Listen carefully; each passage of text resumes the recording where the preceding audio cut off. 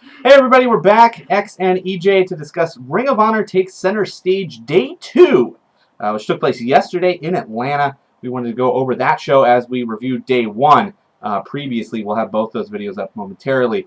So let's jump right into things because we're short on time here. We got the first match of the evening was Kings of Wrestling, newly uncrowned, taking on Cole and O'Reilly in a tag team match to open the show. Yeah, this was really, really amazing.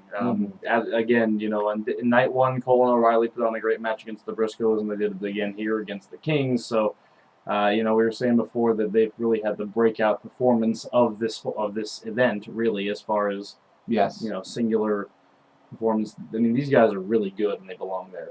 Yeah. And great match against the Kings. Yeah, and they really took on the most seasoned tag team in Day 1, and then on Day 2 took on the previous champions who had reigned for nearly a year and put on fantastic matches with both. So they solidified themselves in the tag team division, I feel, and definitely have a bright future ahead. So that was a great opener to the match, too. A match that could have really gone anywhere on the card, but... Completely agree. Fantastic opener. Fantastic choice for an opener, even though Cole and O'Reilly keep costing me picks. As I got that one right off the bat, I took up a 1-0 lead on X here. But then we got match 2, totally different wrestling style here, as we saw Colt Cabana take on Dave Taylor. Dave Taylor, of all people, who we last saw afraid to climb up a ladder at Armageddon during that brutal 4-way tag team ladder match where Joey Mercury exploded. Where his noggin took quite a beating. This wasn't as long as the other matches on the card, and by Ring of Honor standards, it was probably a short match. Probably longer than anything anybody watching television these days would have seen. But it was this was a main event Raw match as far as length is concerned. Exactly. And probably as far as quality is concerned too. It wasn't that great, but it wasn't bad either. No, it was entertaining. The two people involved did their thing. Seeing Dave Taylor do a drop kick and a hurricanrana was head scissors was absolutely hilarious. And Cabana's reaction to it was amazing as well. Yeah. it was really good, and Cabana picked up a quick roll-up victory, kind of out of nowhere. Yeah. But I like that. I like the way it worked, and Dave Taylor argued with his embassy mates. And the crowd loved Taylor. Oh yeah. They knew who he was, and they were really into him. So yeah, it was well done. And then we had a very nice transition since the embassy was already out there into the third match of the evening, which was Homicide versus Tommaso Ciampa. Yep. The Italian from Boston. Yeah, that's how I'm going to remember that. They played him up as from Italy and said Boston, Massachusetts. They were having some issues with their graphics I think they worked over the course of the event, but that's okay. Yeah, we're not going to... yeah, so Homicide, Ciampa, good. I liked the match. Yeah. Because Ciampa picked up the victory in this one, which... you know, would be very surprising if you just looked at this one on paper, but it was the way surprising it was booked, for me. Yeah, I went with Ciampa in this one and picked up a two-pick lead on him pretty quickly, but 3 matches in. But yeah, Ciampa picked up the victory, which was good for the embassy. Their role is to do stuff like this, to get under the skin of some of the faces of Ring of Honor and pick up victories like this. And Ciampa was serviceable in his role. I'd love to see a little bit more of him. I think he could be a valuable asset down the road. Well, yeah, he was in the Super 8, the finals of the Super 8 tournament 2 years in a row, so obviously he's a good wrestler. He's got something there. And and Homicide feuding with the embassy should be entertaining for a little while. Yeah, because they won by cheating, and you know, the embassy is always fun just because it's one of their longest running acts and never really gets stale because they keep changing up the wrestler involved in the storylines they use. So yeah, pretty good stuff there. We had Christopher Daniels taking on Michael Elgin in the 4th match of the evening, which had storyline consequences down the road. Yes. The match itself was good. I would say it was good. Yeah. Elgin certainly, you know, as we said before, has the powerhouse thing going, but can only do some other things too, including fly from the top rope and, you know, do his best Phoenix Splash imitation, apparently. I really hope he hits that splash move eventually. But yeah, no, Daniels was good. He certainly helped Elgin along in this one. Elgin playing that role as the power guy is going to be entertaining going down the road, I think, too. He's another fresh young talent that I think Ring of Honor is going to use quite well. Yeah. And the finish of this match is where we were talking about storylines. Daniels actually yanked the referee towards him, and then with the ref distracted, threw his leg up between Elgin's knees, hitting him below the belt and costing Elgin the match. further cementing that Daniels was thinking about changing his ways towards the end of the evening, and he would do it rather quickly before the night was over. After intermission, we saw the Shimmer Tag Team Championship defended in Ring of Honor for the first time, and it was the champions of Daisy Hayes and Tomoko Nakagawa taking on Ayumi Kurahara and Hiroyo Matsumoto. Yes. So that match was very entertaining. It was certainly worthy of a Shimmer Tag title match. I think all four involved put on a great show for the Ring of Honor crowd. Kurahara stood out. I think she's definitely won us over pretty quickly from her Shimmer stuff and from her Ring of Honor. She had that Shimmer match with Del Rey that we watched, as I recall, and that was amazing. Yes. And then I also liked Matsumoto, though. Because she's lots of power, which was really entertaining. But the heels picked up the victory, retained the titles here. Daisy Hayes as a heel is fantastic. Yeah, We're both loving that. I love it. It's Daisy Hayes as a heel is really amazing. It's really just another example of, like, if you're afraid to turn somebody heel because they've been a face forever, it can still work if you do it properly, and it really provides something fresh because because no one's ever seen Daisy Hayes do the heel. That's right. And I really feel like this match had a lot of it was very fluid from move to move. It's something you don't always get in the women's matches. They definitely showed that they had a lot of chemistry in the ring, and I hope to see a good deal of time. So. Yeah, and I hope to see the Shimmer Tag titles and the Shimmer period represented in Ring of Honor down the road, because I think it adds an extra element that's very entertaining. Getting back real quick to the opening match, Shane Hagedorn talking about how the Kings of Wrestling would take any gold, even the Shimmer Tag Team titles. They'd even take the Shimmer Shimmer tags. We want gold. It's his job to get them championship gold, and he's going to keep doing it. Yes. So we'll see how that goes down the road with Shane. Cameron spent way more time on that than he should have. Anyway, after the tag title match, we had the Briscoes versus ANX. And, wow. What a match that was. A bloody battle. Absolutely great seeing ANX do their thing. Jay Briscoe did the sickest blade job probably since the Stone Cold Bret Hart match at WrestleMania. And follow that up with one of the biggest heel promos against an audience that you're ever going to catch. Just ripping the Atlanta crowd a new one. And they should be pretty over in the South, you would think. But no, he certainly... established the fact that they are the heels and ANX are the rising faces for sure. Lots of props. Lots of props have to go to Rhett Titus for the blade job he did in this one, and just overall movement over the past couple of years. I mean, he's really it was so hard for me to take him as a serious wrestler, and King has improved. King didn't make a mistake this time around. And he's doing that more often. Exactly, and they are just getting better and the being faces now, I think, is really helping them. They're taking off in a big way. So, I thought they would. We both thought they would win this one, as I recall. Yep. And they did not. But the first one I got wrong on the card. Briscoes. I am glad to see that they are keeping focus on the Briscoes, keeping the Briscoes from becoming any kind of joke team, even just because they've been around a long time. Because they've freshened things up by becoming heroes recently too. Yeah. So. Yeah. After that, we had the match between Roderick Strong and El Generico. This one, for me, it was a great match. Just bottom line, it was a great match. But for me, I pointed something out that I kind of had an issue with. At the beginning of the match, it just didn't seem like these two gelled quite as well as maybe some of Strong's previous opponents or Generico's previous opponents had done. The pacing was kind of off, it felt like. It didn't seem like it was going any direction at first.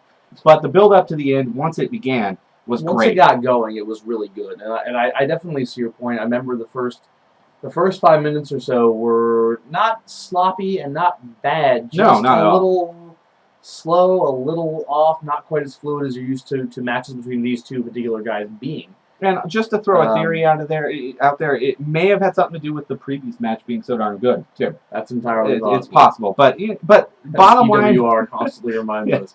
The previous match did too well. Bottom line though, this was a great match. Strong and Generico both worked their butts off in this one. Yeah, that's for sure. And then of course the story coming out of this match was that the House of Truth went after Generico after the match. Elgin came out to try and interfere. Generico actually ended up winning the match, which was a point in my favor. And then that set off Truth Martini, who attacked Generico. Then Strong and Elgin jumped in. Mm-hmm. This brought out Colt Cabana, who ran to the ringside to help out his friend Generico. And then that was followed by Christopher Daniels, who recently stole the Book of Truth and claimed he destroyed it or threw it away or something. And here we got a 3-on-3 setup all of a sudden, until Christopher Daniels decides to complete his heel turn and use the book on Cabana.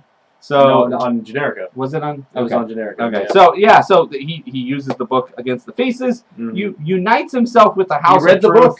He read the book. Dave Prazak exclaimed. He read the book. So by doing that, we now have a little bit of a stable started with the House of Truth once again. Some new members. Elgin's joined in the last few weeks, and Christopher Daniels is now united. Well, Elgin was there. He's been there for a while. Yeah, but as in a singles role. Elgin in a singles role. Yeah. So we have a very interesting new formulated stable under the House of Truth name. And I don't think, when we were talking about this before, I don't think this is going to affect Roderick Strong too terribly. Christopher Daniels as a heel is going to be on top. Yeah, he's really good at that. He knows what he's doing. He's going to be the main guy in this kind of stable, and it's just, and Strong, certainly, as we've said before, has the wrestling skill, doesn't quite have the mic word. That's why it's good for him to have Martini, and he's had his world title run as well, so it's not going to be so bad for him if he gets pushed down a little bit to make room for Daniels and wrestles a little more in the mid-card, not title matches. And this is huge for Elgin. He's now aligned with two top caliber Ring of Honor legends. So this is going to be good for him down the road as well. Just gotta say really quick that Dave Prazak is awesome, and Kevin Kelly. Dave Prazak is making. I miss Lenny Leonard. Yeah. Lenny Leonard, please come home. Yeah.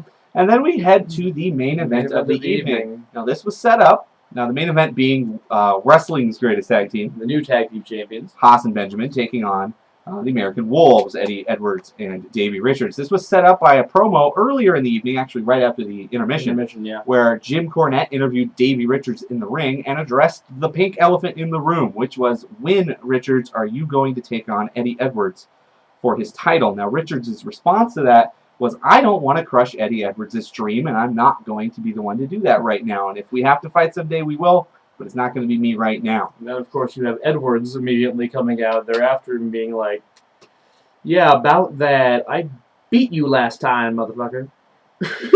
Not so strongly, but Edwards certainly inferred that there would be quite a challenge if those two were to face off. And it's such a great way of bringing in, of respecting the fans and bringing in, everybody is thinking about this. Everybody knows it's going to happen. And everybody is aware that most people, Richards Edwards for the title, you're betting on Richards. Yep. So Edwards coming out and saying why is that a foregone conclusion is excellent.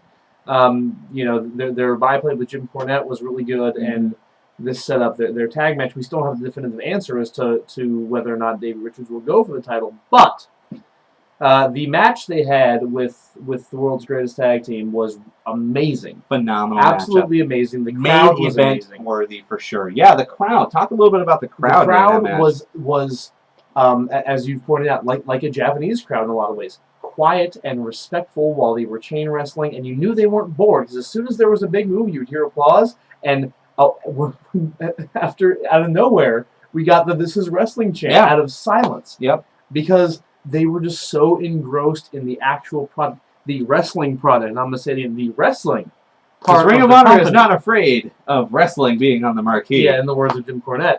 And Dave Prazak said that during the show. Fuck TNA. And WWE too. But so yeah, just absolutely amazing match. Crowd loved it, and once it got going, Benjamin leveled Edwards with a super kick that knocked his teeth down his throat, and World's Greatest end up winning a phenomenal match. Yeah, World's Greatest are off to a fantastic start as tag champs, knocking off KOW in dramatic and fantastic style, and then picking up a win over an established and highly respected tag team in the American Wolves. As far as the Richards-Edwards saga goes, the team lost. There was a little bit of animosity in the ring, but nothing really came of it there. No physical altercation, but Edwards walked out, and the fans started cheering for Richards and saying, next world champ, and he kind of goes... So, yeah, Ring of Honor did a fantastic job of continuing that world title feud as well. Incidentally, he beat me on the day 2 bracket. We tied on the day 1, so I went 9-6 and he went 10-5 on the overall event.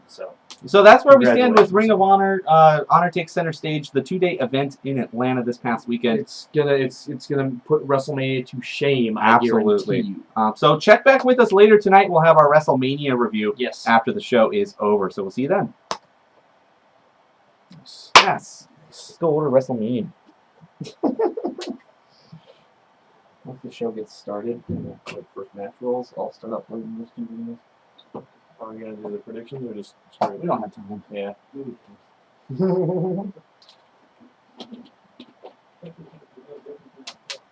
Yeah.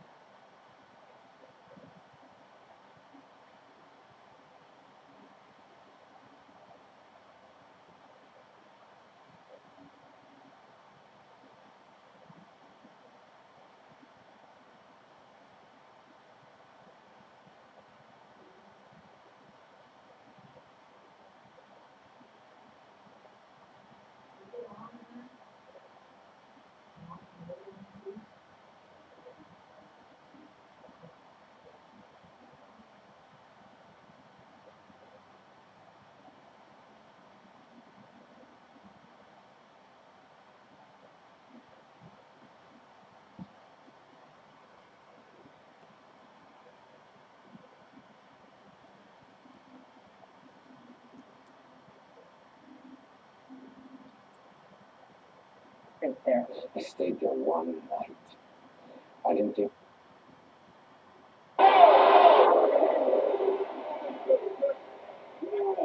Alberto Del Rio was setting up for the cross arm breaker, and Edge had a tremendously quick counter for it.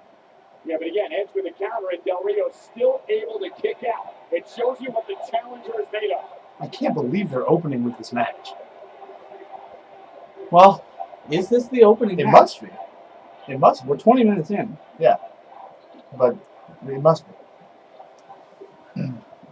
Christian isn't I'm ringside. going to jump online and find out what's going on. If we missed anything. Edge walk through, Del Rio uses the momentum, comes up the Very nice.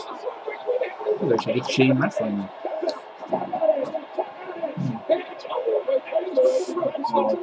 I'm not looking forward to heel Cole on announcing All tonight. fucking night. Well, not the whole night. He does have a match later. But he probably won't return to the announce table after.